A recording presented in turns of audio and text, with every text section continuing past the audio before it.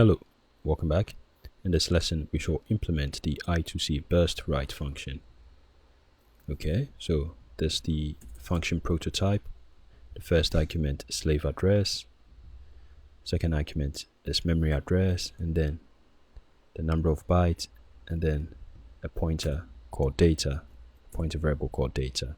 Okay, and this time, this last argument is going to hold the data we want to write to the I2C slave device. In our read functions, this argument is an empty variable that stores what we want to read from the I2C.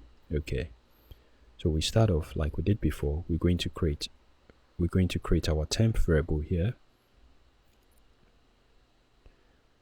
because we would have to clear the address flag. So we'll create a temp over here. Okay, so once that is done, we're going to wait until the bus is not busy like we did earlier.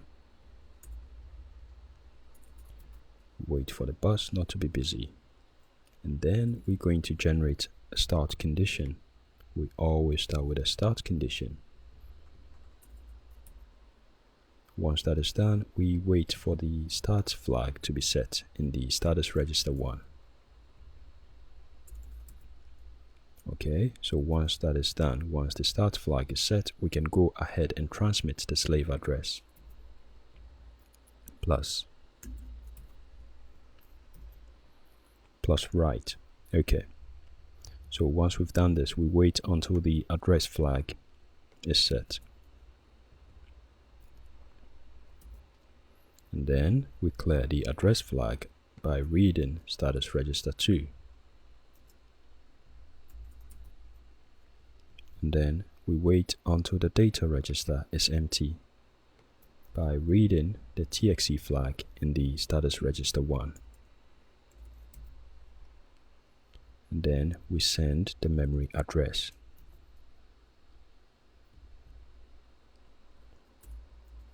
Okay, so over here, because we want to read multiple bytes, we're going to use a for loop here.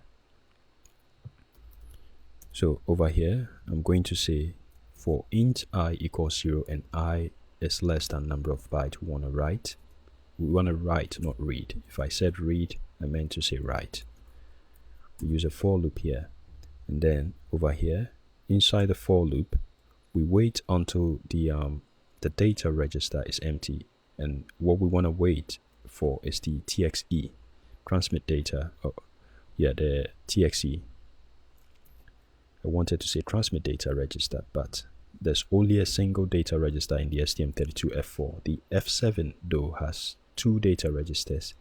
There is a special data register for transmit and another one for receive, but over here is the same data register. So we wait until the data register is empty, and we do that just like we did over here. And once it is empty, we simply transmit the next piece of data, and then we increment. So remember, this is going to be an array that has what we want to write, so we can move on to the next piece. Okay, this is the third, or this is the fourth argument in our function prototype. Okay,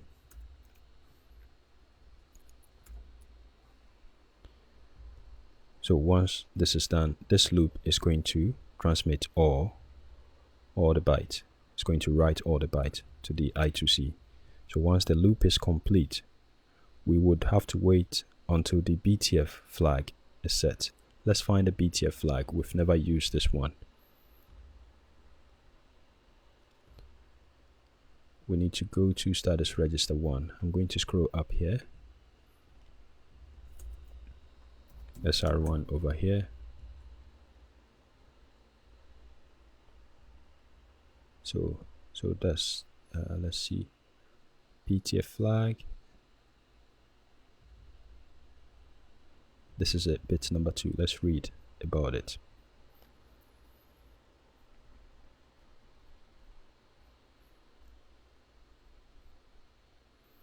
So this is called a byte transfer finished. So we want to read this. Let's create a symbolic name for BTF over here. BTF is bit number 2. When I set bit number 2 to 1, I'm gonna come up here. Okay, so now we can make use of it. I'm gonna come down here to our new function.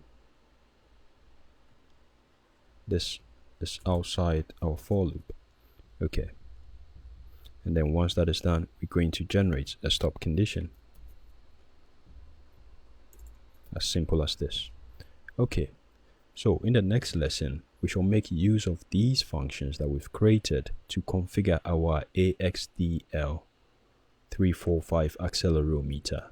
So that's all there is for this lesson, and I'll see you in the next lesson.